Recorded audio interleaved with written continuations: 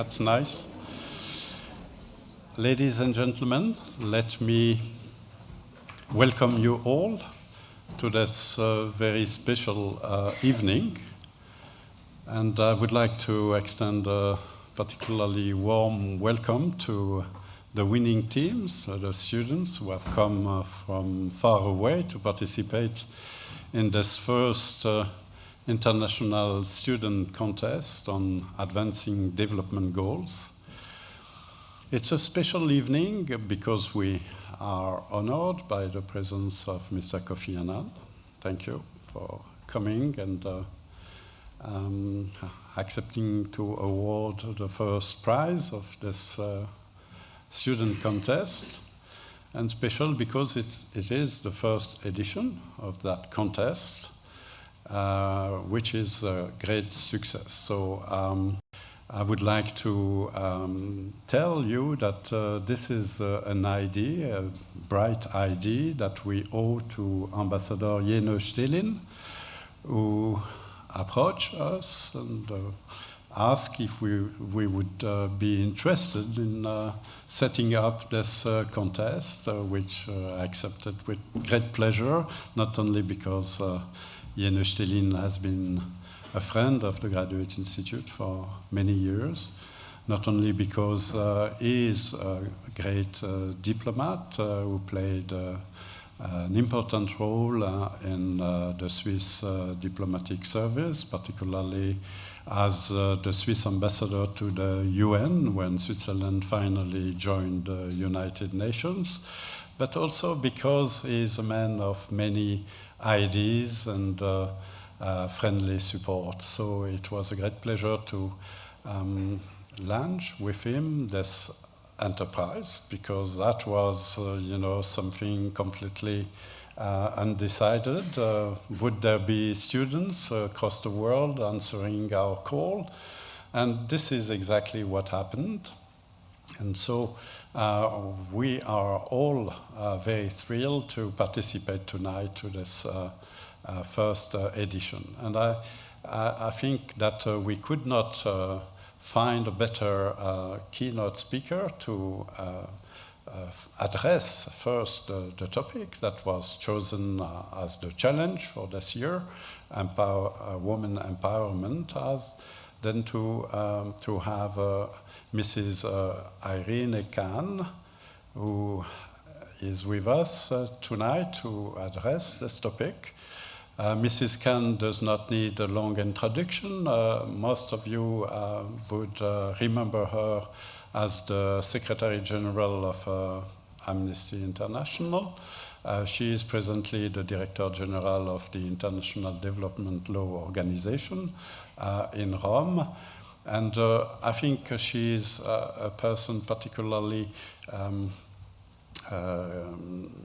corresponding to the topic of tonight, because she has been the first Asian, the first woman to become the Secretary General of Amnesty International.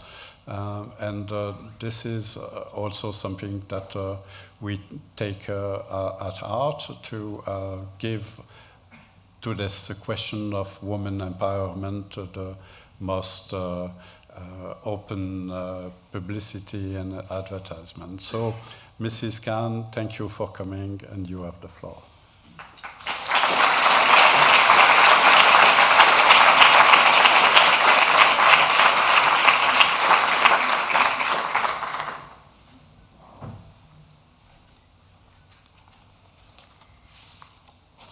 Mr. Annan, Mr. Burin, Ambassador Stelin,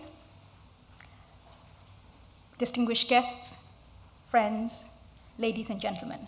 It is a great honor and a privilege for me to speak to you this evening on a subject that is very close to my heart, the empowerment of women and girls. And to have the opportunity to do so in the presence of Mr. Annan is a very, very special privilege. I speak as Director General of the International Development Organization of IDLO, which is the only intergovernmental organization exclusively devoted to promoting the rule of law. But I also speak from my personal experience as an Asian woman and an advocate of human rights and gender equality. I want to commend Ambassador Yeno Stalin and the Institute for setting up this contest, for challenging students to combine academic analysis with practical suggestions to come up with innovative solutions to address major development problems. And of course, from my perspective, that you have chosen the topic of women's empowerment to kick off this contest is very, very appropriate. If I can quote Mr. Anand, he once said, "There is no tool for development more effective than the power of women." The 3 project proposals that have made it to the final round have focused on how to make women's employment safer, more profitable, and respectable, whether the women are international migrant workers, small rural farmers, or urban sex workers. I found the proposals and the analysis both refreshing but also sobering. Refreshing because of the image they create. If I can use this. This, okay. This, okay. Let me. Yeah. Yes. Talks. The image here, both refreshing because it's about technology. How do you use technology? Most of the proposals that, of the 3 that I have seen have been about the use of modern communications technology, and at the same time, very sobering because the analysis underlying the technology is about a tough world for women. And this slide does not belong to any of the project proposals. It's my own slide that I wanted to show how you see in this slide you capture progress as well as the challenges that women face. And it is true that these challenges are enormous. I do not mean in any way to devalue the enormous progress that women and girls have made in education, in health, in employment, thanks in large part to the Millennium Development Goals. But as the international community gears up to design the next set of goals, a new post-2015 development agenda, the stark truth is that the world is a very unequal and unfair place for many, many women and girls. Despite extensive investment, far too many girls drop out of school, far too many women die in childbirth, far too many women toil at the bottom of the employment ladder in poorly paid and insecure jobs, and far too few women have control over their own lives. Gender discrimination is widespread, violence against women is pervasive. The mission of my organization, the International Development Organization, is to promote the rule of law. A core principle of the rule of law is that we are all equal, equally protected by the law and equally accountable to it. And the sobering reality is that in many countries of the world, women are not treated equally by law itself. The laws restrict women's rights and freedom, including on such fundamental issues as what they can own, what they might inherit, whom they can marry or divorce, what rights or relations they may have with their young children, what control they have over their own bodies, where they may go and with whom, and even what they can or cannot wear. According to the World Bank, in 128 economies of the world, women do not enjoy the same legal rights and privileges as men with regard to work, travel, with regard to what they can earn, or businesses they can carry out. And that, of course, does not only affect the status of women, it affects economic competitiveness of nations. And very often it is the inadequacy of these laws, the apathy of the institutions that allow gender violence to flourish. Now, let me tell you the story of Rosie. In September 2001, I visited a counseling center for women victims of violence in Durban, in South Africa. In 1998, South Africa had introduced a law to combat domestic violence, and it is still one of the best laws that you can find. It provided women with a very simple procedure by which they could seek a protection order against the perpetrator. I visited a counseling center that the government of Natal had set up just outside the city of Durban, near a police station, so that women could seek counseling when they had domestic violence problems. And there, the counselor told me the story about Rosie.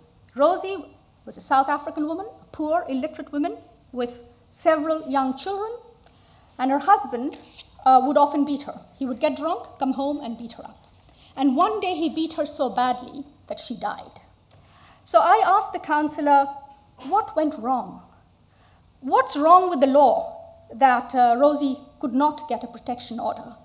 And the counselor's answer was, there's nothing wrong with the law. Rosie just didn't have the money to pay for the bus fare to go from her home to the magistrate's court.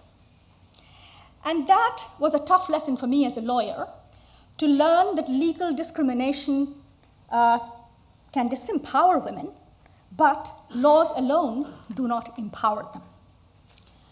So for many poor women, of course, having an income is important. Now, many of you will remember this tragedy that happened in my country, in Bangladesh, last year, when a factory building collapsed, a shoddily built factory building collapsed, killing thousands of garment workers, most of them women. Now, that kind of accident is an occupational hazard for the garment industry in my country and for the women who work there. Poor village women who come to the city to find a job, put in 12 to 14 hours a day, earn about $40 to $60, just hovering around the definition of poverty according to the World Bank. But when I talk to these women, they tell me that no matter what happens in these factories, their lives are still better than what it was in the villages and what it might be if they take up jobs as domestic help in the city. So for them, they feel that this meager sum of money has actually given them greater freedom. They can lead their lives, their status in their own families also improve because they are wage earners. But of course, the laws on health and safety are poorly implemented. Access to justice doesn't exist for women who are killed. Families do not get compensation. If they are maimed, they beg on the streets. So these women have increased their income, but not their safety.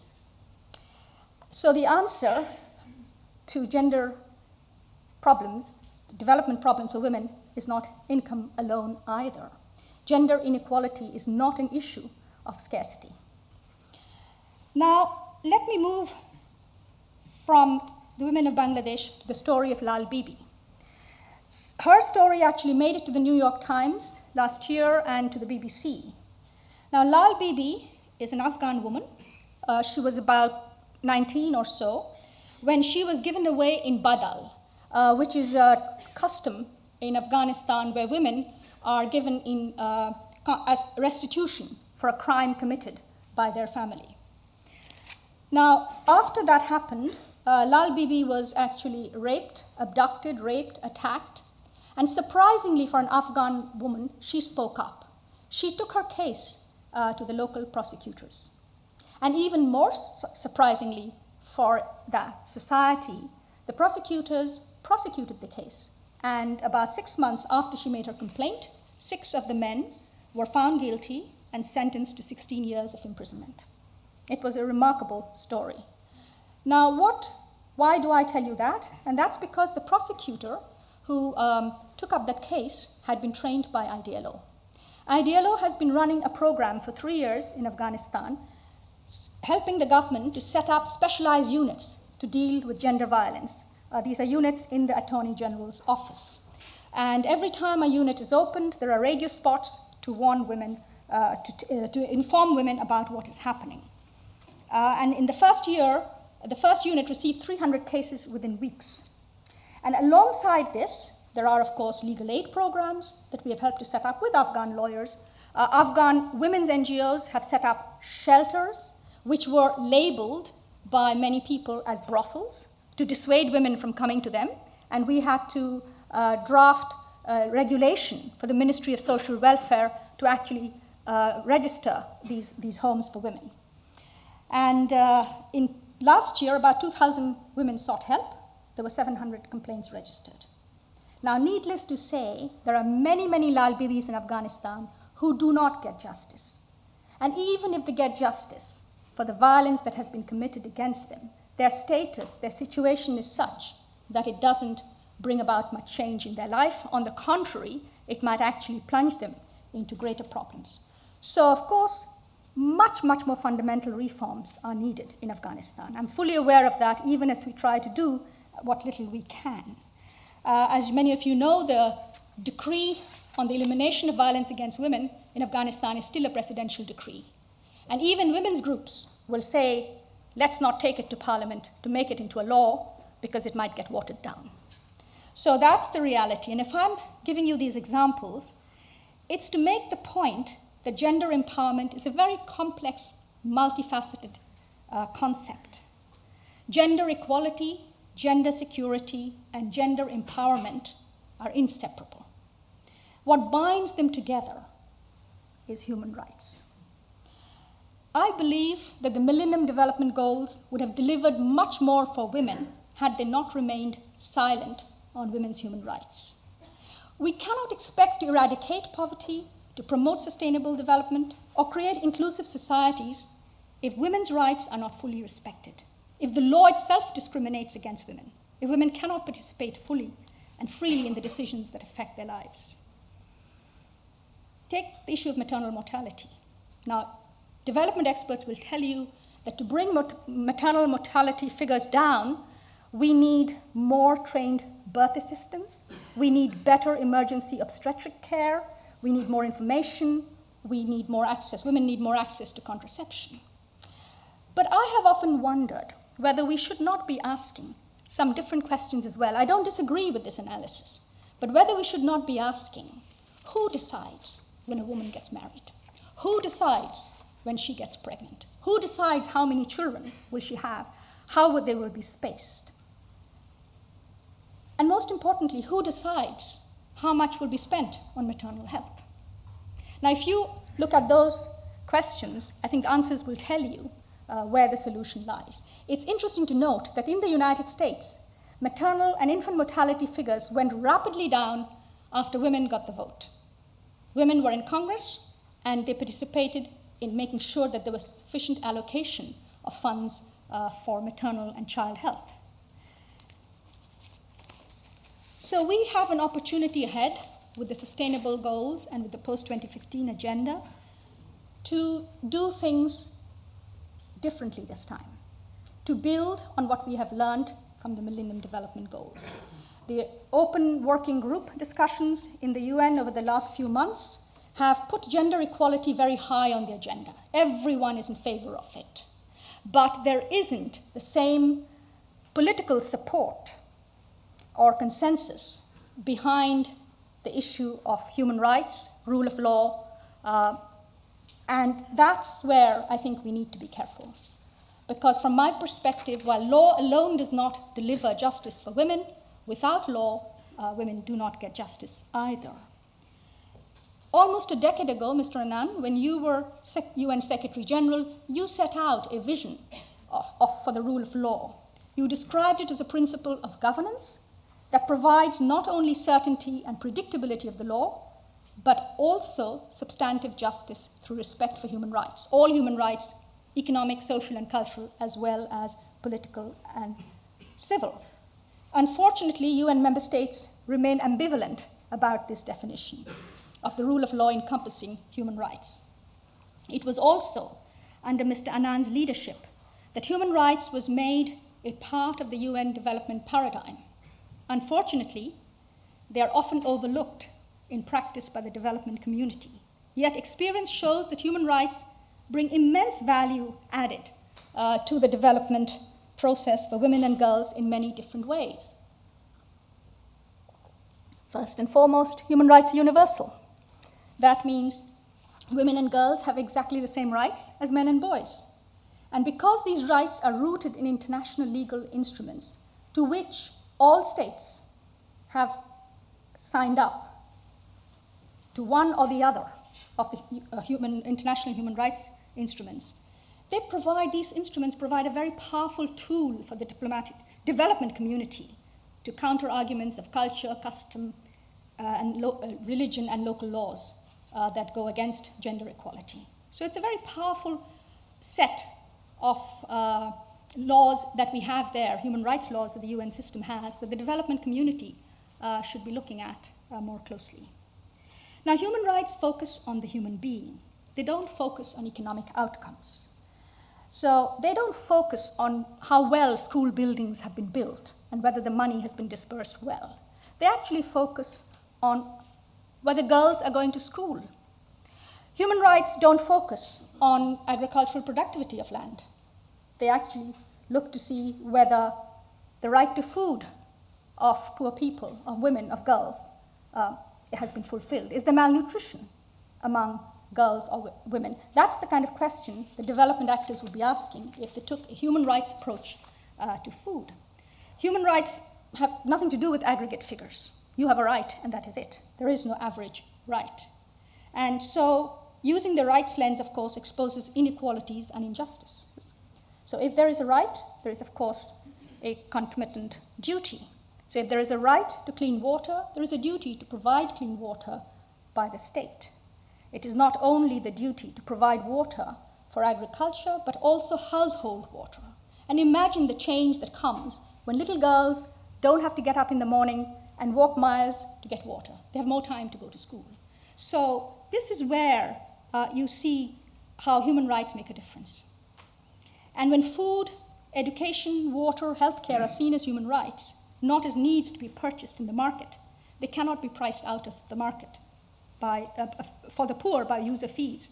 There's a duty on the state to ensure that they are available. And in that sense, human rights creates structural equality for basic needs. But most importantly, rights are claims the weak have to hold the powerful to account.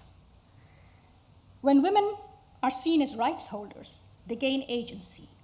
They gain dignity and confidence. They are empowered to mobilize and claim their rights from those who rule in their name. And here I want to emphasize participatory rights, the right to vote, voice, free speech, information. These are all crucial for the development agenda and even more so for women. And open, transparent, participatory processes improve the development outcome not just for women but for everyone. And again, Mr. Annan, under his leadership, what happened in Kenya, the changes that came with the new constitution that opened up opportunities for women and others to participate, that took away, that dismantled old or renegotiated old discriminatory so-called customary practices. Now in Kenya, we've been working for a number of years supporting the implementation of the new constitution and advising the government on laws, for example, land laws, and the issue of matrimonial property in that context. We looked at, this year we are assisting in the process of devolution. Under the Kenyan constitution, there is an obligation to increase the participation of women by 30%. And we are working at the federal level, but also at the county levels, looking at this issue of devolution of women. It's not easy because the same problems of entrenched power at the federal level are, of course, in many cases being transferred down to the local level. But participation has to be seen not just as a process of project management. And I'm afraid too often in the development field, and I'm now in the development field, we tend to see participation as a box to be ticked off.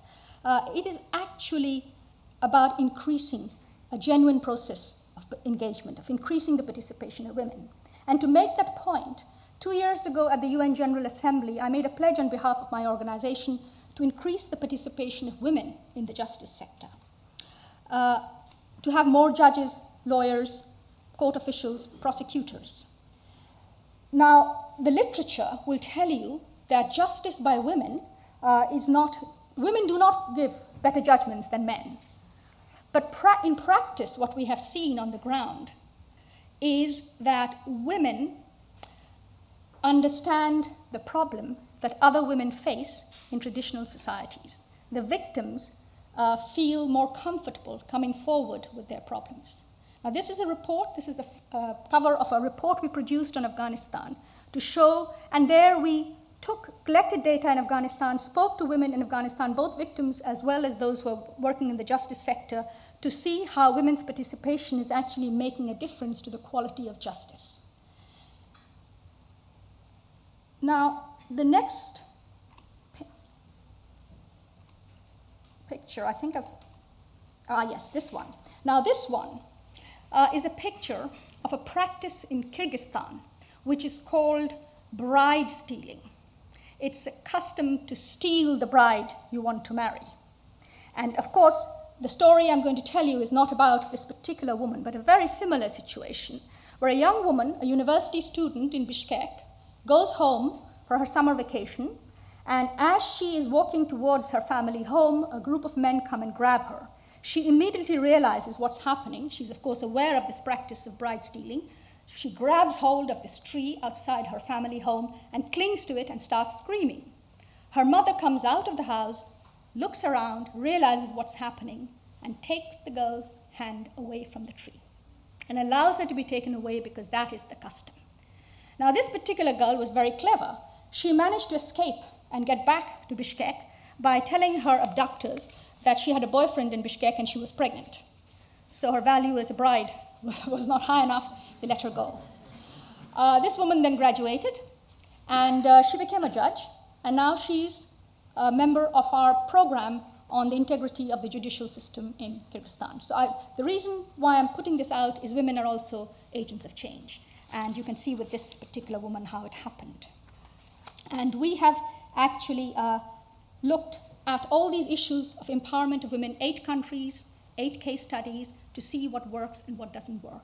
And the one message that I'm sure development experts have found out, and I've seen very clearly in the proposals that have come from the teams, is that there isn't a cookie-cutter solution. Every situation is quite distinct. Yes, there are some tools that you use, but how you apply them, where you apply them, is quite different. It can vary, for example, from India, where we did a work on girls who were being trafficked, victims of trafficking, and looked at what we call barefoot legal counselors, who could make the victims understand their rights, who worked with the community to understand what the victims were going through.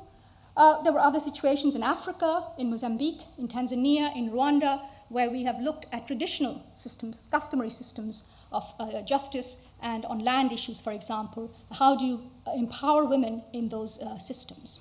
And we haven't taken a rigid stand that we do not deal with customary systems because they do not meet certain standards of formal justice. We've actually looked for openings and moved in and worked on that. So there are many different ways in which one can provide justice to women, one can make a difference. Empowerment is, of course, about building the demand side of justice so that the supply side, the institutions, work better. And there is both a top-down and a bottom-up approach. I'm going to end with this slide. This is again back in my country, in Bangladesh. This is a group of women who received, this is a legal literacy class that I visited, run by an NGO in Bangladesh, an international NGO, Bangladesh-based international NGO called BRAC. They provided these women with microfinance, and this was a literacy class, legal literacy class, where the women were learning about the new law that bans underage marriage, child marriage, and that insists on women's legal consent to marriage. And this woman in front that you see in the green sari, I asked her, why are you in this class? What are you expecting to get out of it? And she said to me, look, I suffered a lot. So now I want to learn my rights. I want to know what the law is so that my daughters will not suffer what I did. So this is what happens with empowerment as women begin to take control of their own lives and begin to understand what the benefits are, what the law provides with them. And sometimes, if the law doesn't provide, more and more women are, of course, mobilizing to change laws. Now, to end on a lighter note, in my country, in Bangladesh, for the last 20 years, the leader of all the political parties, major political parties, bar one, have been women. So the prime minister has been woman, the leader of the opposition has been woman. In the next election, The other party wins, we still have a woman prime minister. And this has been happening for 20 years. Earlier this year, we had an election, and before the election, of course, there was a lot of campaigning, and you saw these prominent women very prominently on the television screen. My 4-year-old nephew sat and he watched this for a long time. And then, when his mother was putting him to bed, he said to his mother, "Mummy, when little boys grow up, can they be prime ministers as well?" So you see, things do change. Thank you.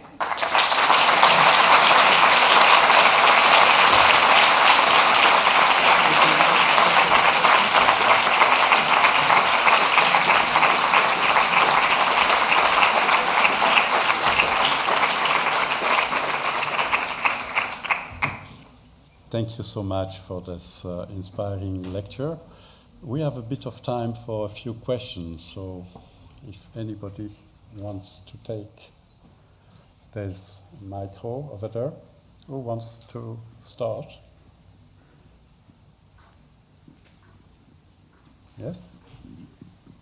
Just a second.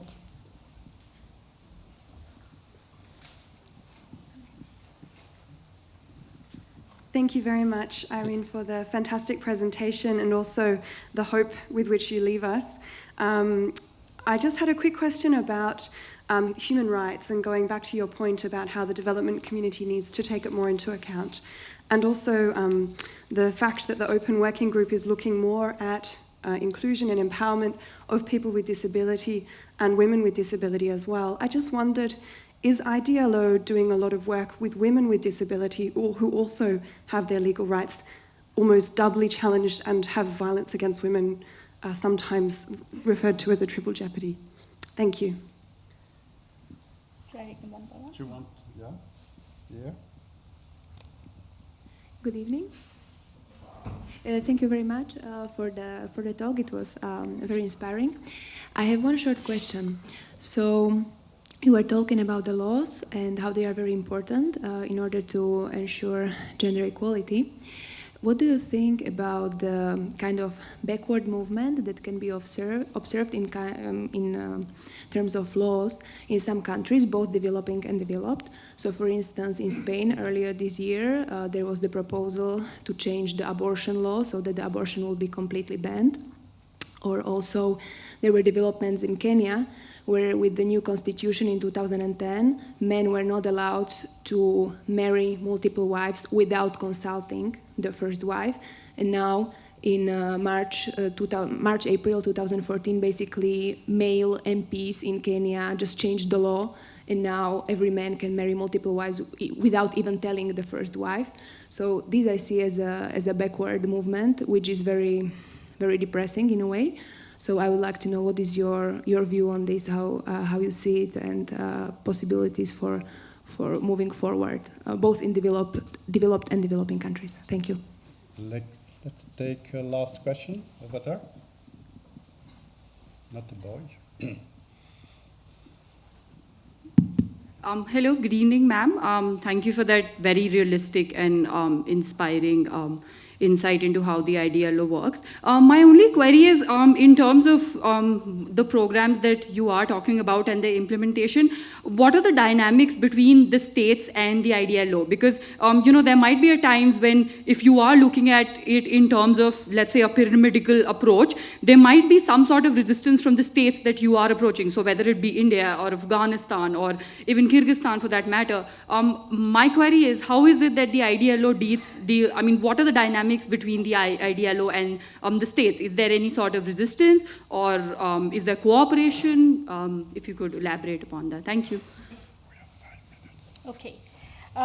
Let me say first on the issue of disabilities. Yes, we have actually been discussing with groups that work with disabilities about how to introduce many countries have signed up to the convention, but how do you introduce legislation? And if you have legislation, how do you implement it on disabilities? And we have developed a project, a regional project for East Africa to train governments and build up the capacity, local government on disabilities. Unfortunately, it's very hard to find donors.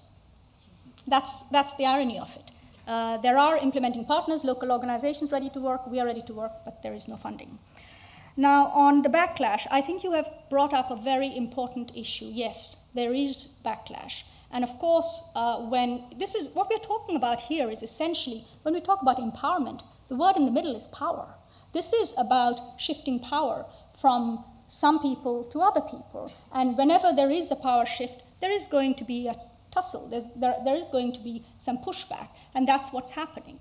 I think I feel that the women's movements are also not very energetic these days.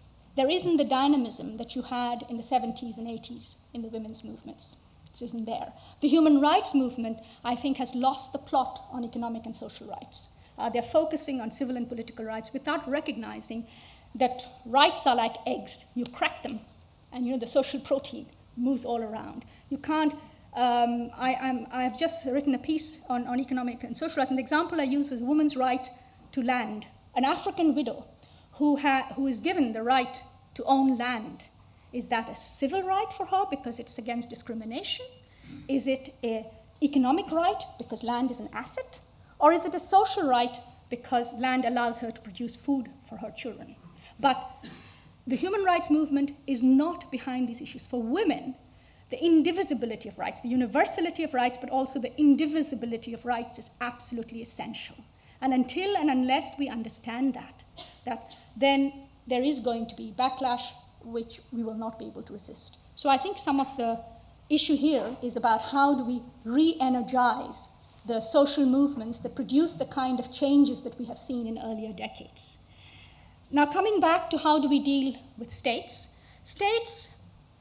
governments, I have been head of Amnesty International, and I have very freely and bashed governments right and left, but there is a realization, and I realized that as I was doing it, that more and more governments actually want to do something for their people. Yes, there are some governments that continue to violate human rights, but there are others who would like to do things, but they don't know or don't have the capacity or don't understand issues, or there are complexities on the ground that have to be dealt with. Now, we are an intergovernmental organization, which means that on our board, we have governments. That allows us to build confidence with governments in a way in which I couldn't do when I was head of Amnesty International. Governments simply would not trust and have confidence in Amnesty. So with that confidence, we begin the work. Yes, there are some very, very touchy issues where we have to go delicately or behind the scenes or do it quietly. But if you take Afghanistan's issue, I mentioned the specialized units in the Attorney General's office. We set up, I think, 6. Now, the Attorney General has come back and made a commitment now to have a unit in every province of Afghanistan. So he has begun to see that this is actually adding to his own credibility. So I think it's kind of making human rights a win-win situation, especially for democratic governments. It's not easy, and there are times. I worked with UNHCR, the UN High Commissioner for Refugees, and there again, of course, we were an intergovernmental organization, but there was a lot of tension at times when UNHCR wanted to exercise its mandate to protect refugees, and governments saw refugees as a security or political threat. So it's trying to bridge that gap and getting the other side to see that they also have an interest in this issue. It's not a win-lose, it's a win-win situation. Thank you so much. Please join me in thanking Mr. Khan.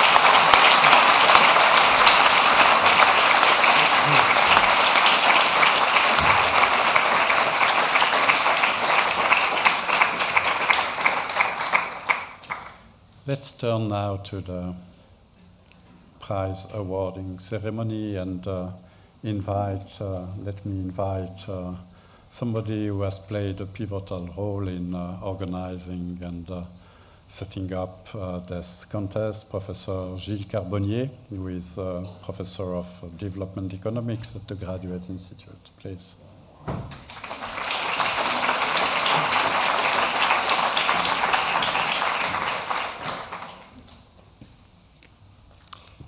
Mr. Annan, Ambassador Stalin, Mrs. Khan, dear students, ladies and gentlemen, it's my pleasure to briefly outline what is this Advancing Development Goals contest all about, And I'd like actually to briefly walk you through some of the milestones we've been through that allow us tonight to have this award ceremony with 3 finalist teams being with us for the evening.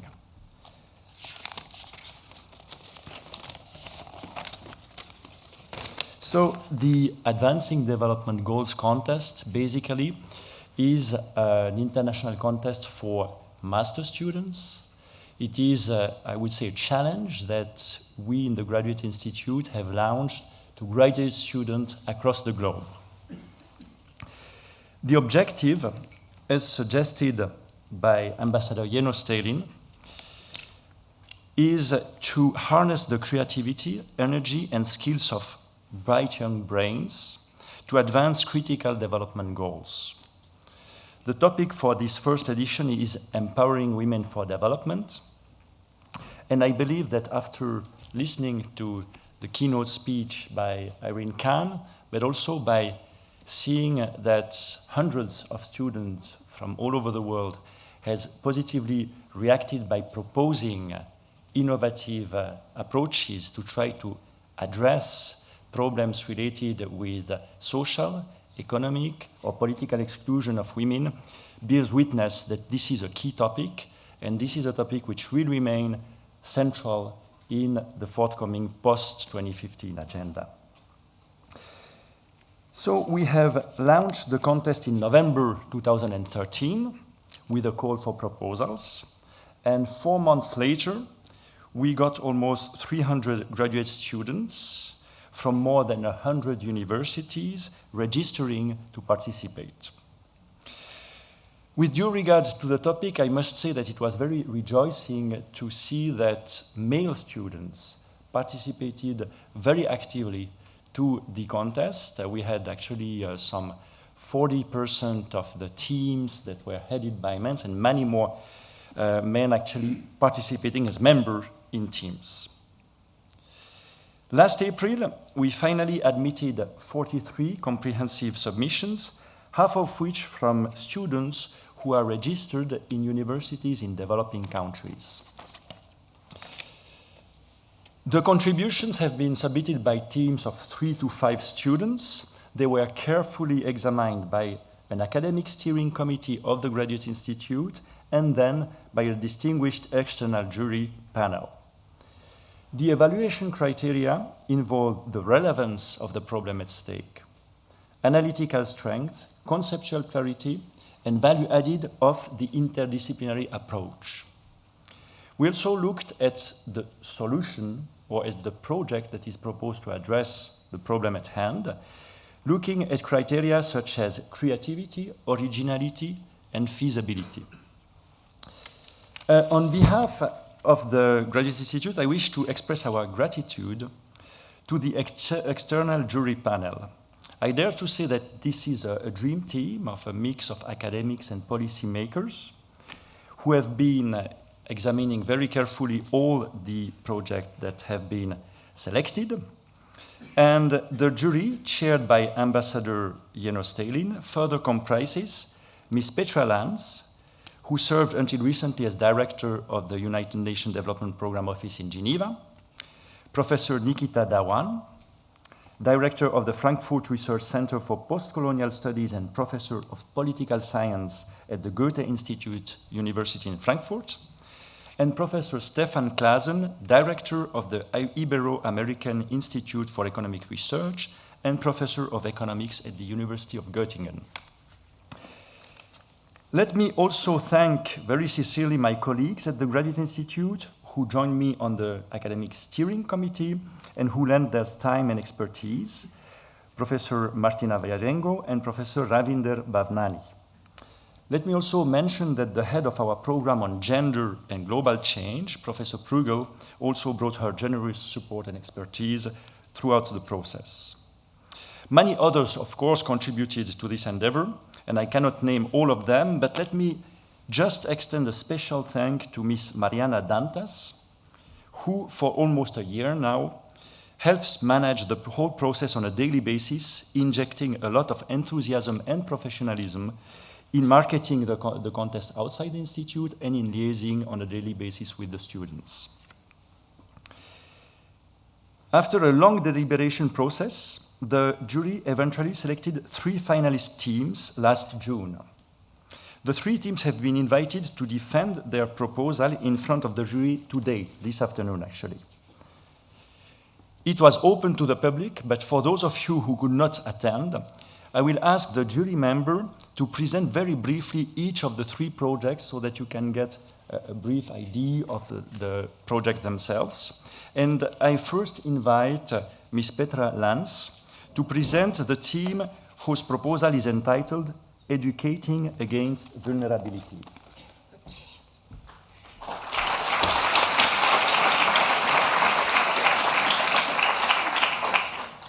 Mr. Annan, Ambassador Stalin, Ms. Khan, Mr. Burin, and Mr. Carbonnier, I must start by saying what a tremendous privilege it was to serve on this jury and to be inspired by all this creativity and innovation by the students who were here, but also by the other teams. And as Mr. Carbonnier said, I have the pleasure of introducing the first of the 3 finalist teams in the Geneva Challenge. And this team presented the project Educating Against Vulnerability, an integrated approach to addressing the exploitation of female migrant workers, a very topical subject in today's day and age. And this team consists of Amrita Kumarata. I decided to order you in alphabetical order by the first names. So maybe you want to wave, Amrita? Yeah.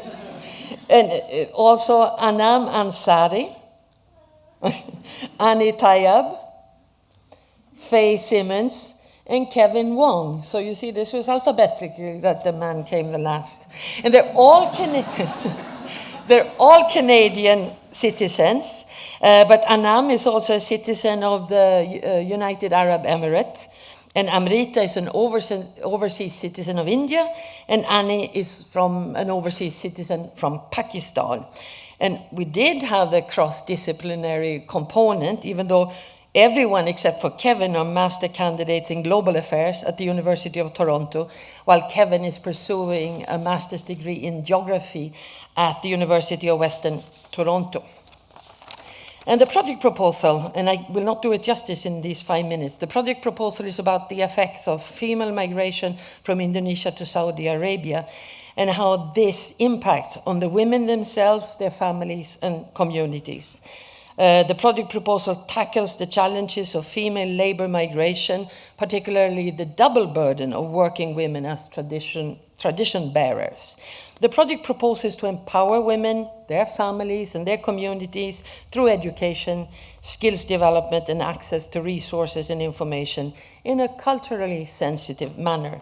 And the project aims to build adequate family and community support for those who migrate and face the challenges and vulnerabilities while doing so.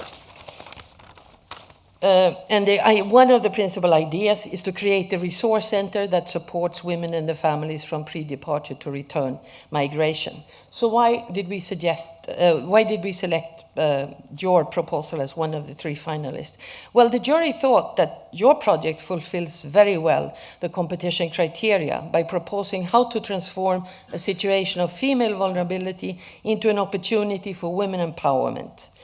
It also provided details on how to set up the resource center. And we really appreciated the argument that engaging communities can help change the narrative and the interactions that surround feminized labor migration. As we all know, this is also something that's on the increase. Today, I think 50% of all migrants are actually female. And the jury also found the project to be analytically very, very strong, relevant, practical, pragmatic, and extremely elegantly presented and well presented. So thank you very much.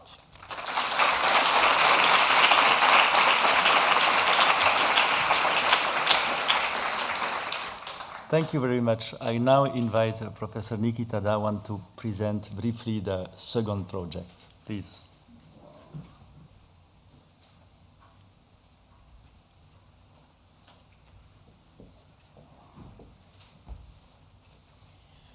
I can only second what Petra Lon said. It's been a great pleasure to serve on the jury, and it's a real privilege for me to have shared these sessions with my colleagues, and it gives me also great pleasure to present to you the project Empowering Female Sex Workers in the City of Bogota, From Stigma to Empowerment, a Health Rights Approach.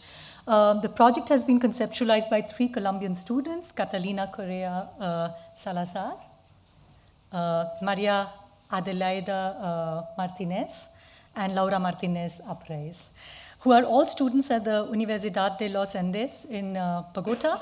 And it's a truly transdisciplinary team with focus on anthropology, economics, and psychology. The project seeks to act against stigma experienced by sex workers through social mobilization processes and access to technology. Sex workers participate in auto-photographic registries and videos where they have the opportunity to tell their stories and outline the barriers they encounter in accessing health services. This material would then be disseminated through social media to health organizations and in other urban spaces in the hope that it would facilitate social, political recognition of the stigma faced by sex workers. Access to technology, it is argued, empowers women to portray themselves as they want to be perceived, and through adequate exposure, discriminatory narratives that are reproduced in mainstream media can be reconfigured.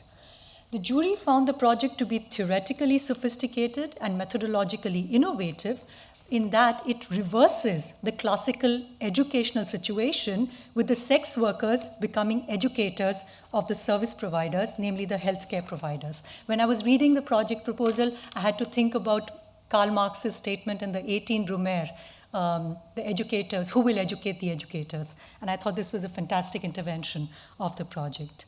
One of the other strengths of the project is that it emerges from specific needs of the beneficiaries. Last but not the least, it challenges normative ideas of both sex and work. What is normal sex and what is normal work?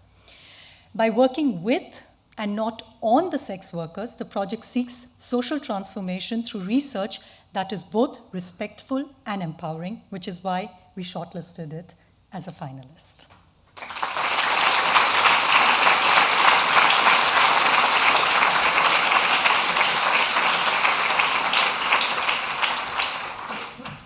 And Professor Stefan Claassen, the third jury member who was here with us this afternoon, had unfortunately to go back home this evening, so I will briefly present the third project in his absence. It is entitled Market Matchup, Using a Participatory Communication Platform to Increase Women's Self-Efficacy. The team consists of 3 students from the University of Reading, completing their master program in Applied Development Studies or in Communication for Innovation and Development. The team consists of Ms. Luisa Chiampi, who is from the UK but grew up primarily in Zimbabwe, Mr. David Mulabi, an Ugandan national who studied at the well-known Makerere University before coming to the UK for his MA, and Ms. Abir El-Kayati, an Egyptian national who got her BA from Cairo University. The project aims at empowering female farmers to address their marginalization in the agricultural market and value chain. The proposal harnesses the potential of mobile phone technology together with participatory processes and collective action. It proposes the creation of a communication platform built on frontline SMS as an instrument to access and adapt to urban markets. The proposal does not depend on internet access for women, and it goes beyond just providing market information, which is not good enough to overcome power asymmetries. The idea to strengthen women's bargaining power in the marketplace using a participatory approach that places the management of the communication platform in the hands of the women, strengthening their agency in the value chain, appeared as extremely appealing. The project also addresses cultural and social constraints by engaging men as key stakeholders. The jury, like ourselves in the steering committee, particularly appreciated 4 strengths that I'd like to highlight. First, the topic is highly relevant. It concerns hundreds of millions of women who produce between 60 and 80% of food in rural areas, but often suffer from difficult access to markets on the supply side. Second, the project is well grounded in the literature. It highlights what has been tried out so far and what are the main constraints. Third, it brings the potential of recent technological innovation and diffusion, especially in sub-Saharan Africa, with best practices in terms of women farmer empowerment. And fourth, the business plan is very well carved out with detailed information on a realistic plan for implementation and scaling up. So this is why we have, I think, selected, and the jury decided to shortlist this project.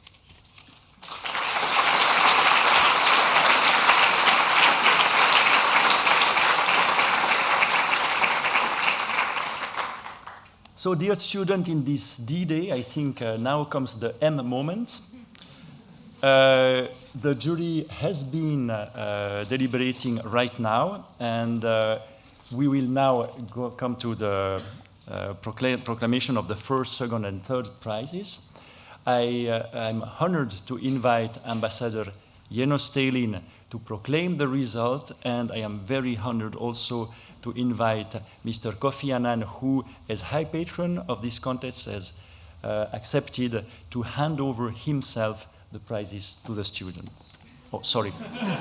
This was one step ahead. Thank you. Ladies and gentlemen, it is indeed a great honor to have Mr. and Mrs. Annan with us tonight. Mr. Annan does not need an introduction. I'm just not going to repeat to you what he has done and what he has achieved, because it would take me 20 minutes, and you know it already.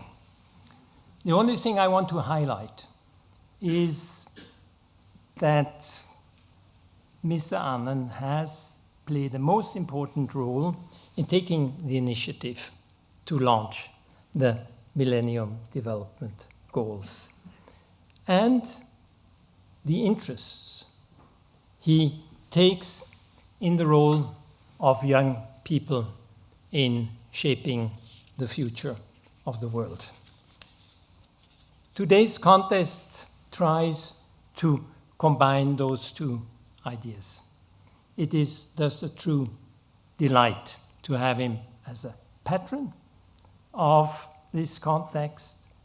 Thank you very much for that. Thank you for being here tonight, and thank you for having accepted to hand over to the winners the award they have won. And now is the moment, please.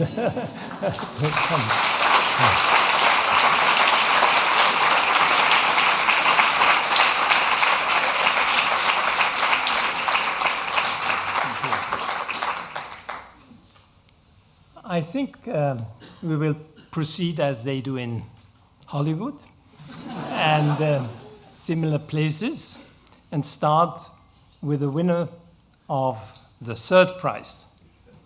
The winner of the third prize and of a check of Swiss francs 2,500 are the members of the team with the project Educating Against Vulnerability.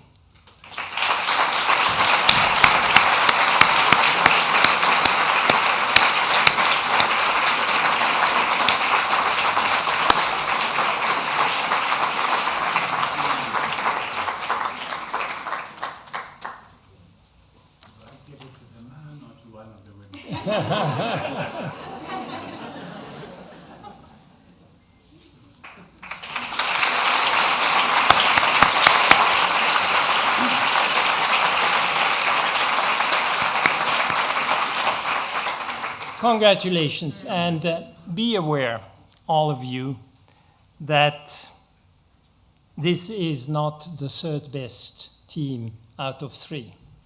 It's the third best team out of 43. And decision the jury had to take was not easy. Congratulations.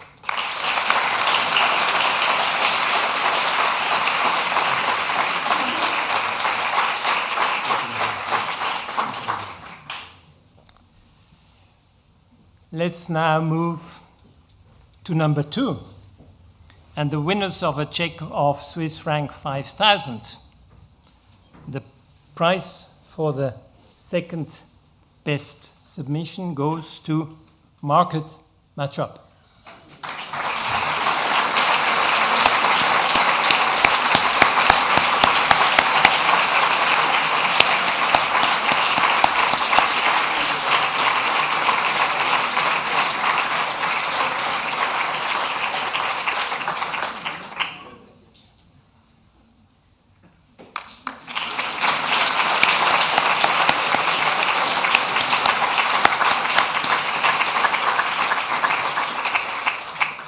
Congratulations. And of course, you are all smart enough to have deduced who is going to be the winner of the first prize. Empowering female sex workers in the city of Bogota.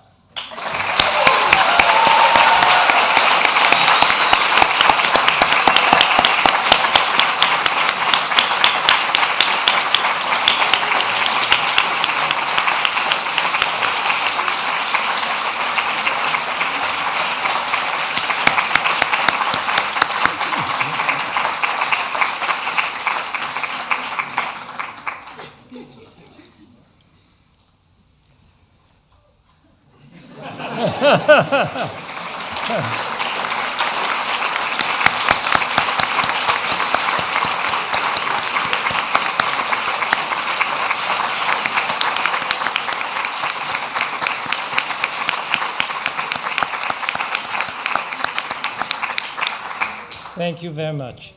And thank you, Ms. Anne.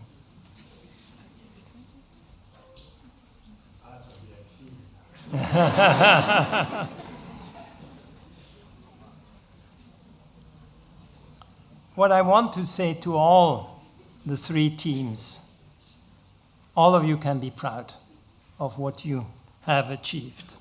I am personally grateful to you for having participated in this first round of this contest, a contest we didn't know where it will lead us and where it will take us to. We will do our best to make the 3 projects known. They will be put on our website, and we will try to get them known through other means too.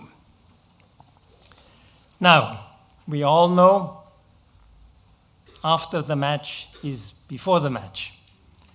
I'm just happy to announce the topic of the 2015 MDG contest. The Academic Steering Committee has decided today that next year's topic should be return, migration, and socio-economic development. It is an interesting topic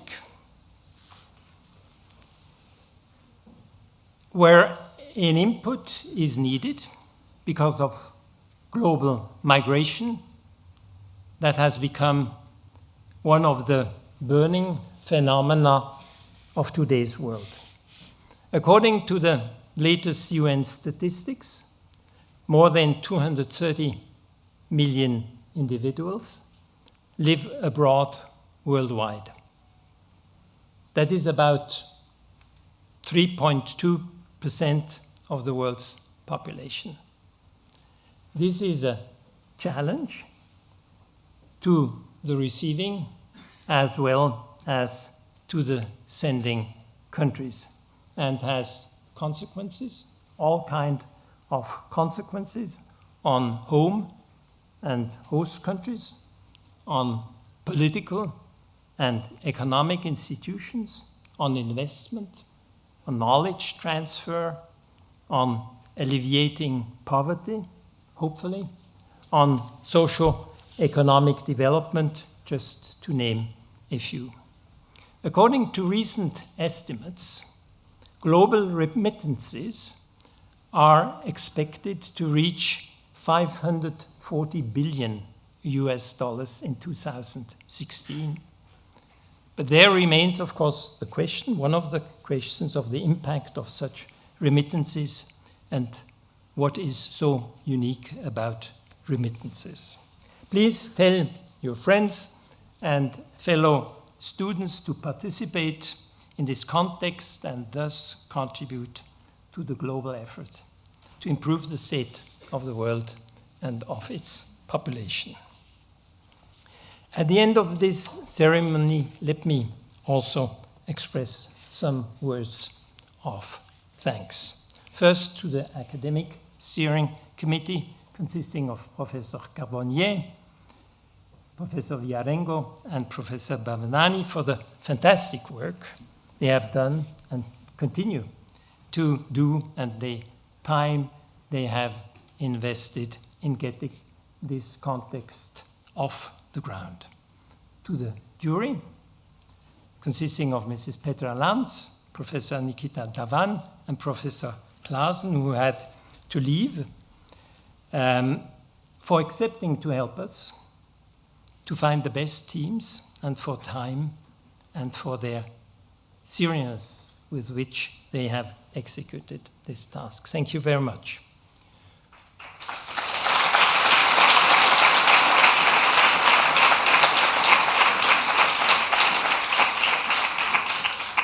To Mariana Dantas de Paula, I don't know where she is. There she is. Okay. She is and was the project manager of this contest, whose support has been crucial all along this year, and who has assumed this job besides her studies for a master in international law, a master, by the way, which she has obtained last Friday. Congratulations.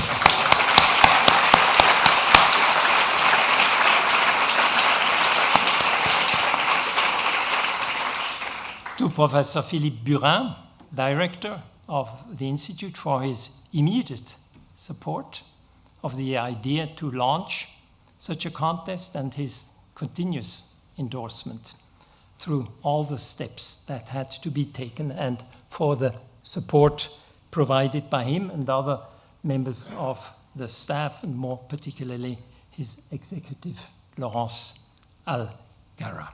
And last but not least, to Irene Khan for the excellent speech she gave us, and to Mr. and Mrs. Kofi Annan again for their presence tonight. A last word.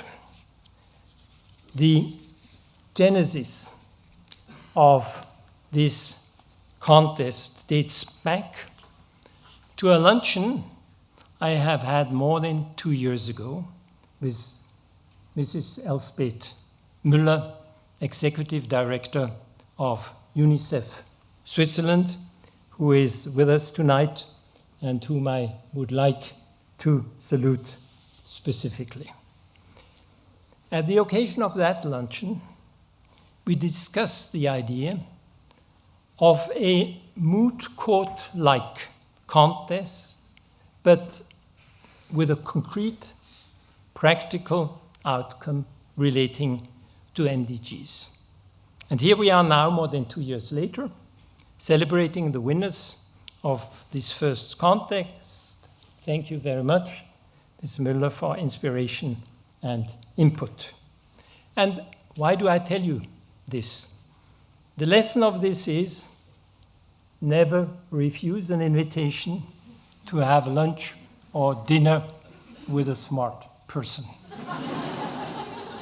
You might get out of it more than you've ever expected. Tonight, we are not offering you a dinner, but a glass of wine. Don't miss it.